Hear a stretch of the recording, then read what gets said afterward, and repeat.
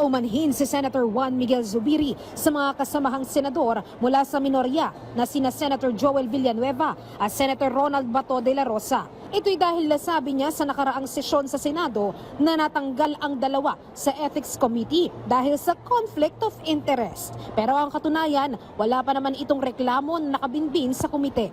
I'd just like to apologize to my two colleagues, Senator Bato de la Rosa and Senator Joel Villanueva. Yesterday, when we replaced their seats, they were members of the ethics panel, and Senator Alan passed me a note to replace them with, I think, Senator Marcoleta and Senator Marcos. I had misspoke, and I said that it's possible because of a conflict of interest that they might have cases. I want to put on record the two gentlemen have no cases in the Ethics Committee. Ang papalit naman sina Senator Rodante Marcoleta at Senator Amy Marcos. Matapos ang paghingi ng tawad, agad na nagkamayan sila Senator Zubiri at Senator Joel Villanueva. Ayon naman kay Senator JV Ejercito na siyang chairman ng Ethics Committee, pagdidesisyonan pa anong mga reklamo ang uunahing talakayin ng komite.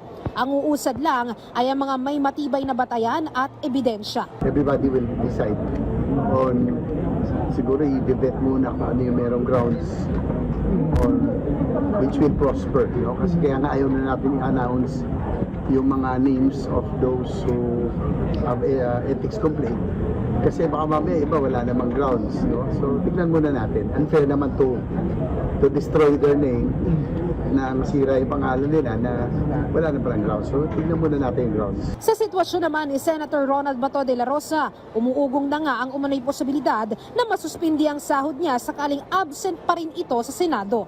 Pero kung sakali ngang mapagdesisyonan ng komite na isuspindi na lang ang sahod, baka hindi na hintayin ang ihahaing ethics complaint ni dating Senator Trillanes IV laban kay Senator Bato. Ang proposal ng leadership ni Senator Lacson, i-suspend muna yung salary ni Senator Bato while he is not reporting for office. So, siguro kung magkaroon ng gano'n, kung compromise, maybe, baka hindi na magkaroon ng ethics complaint kasi nasuspend naman yung salary.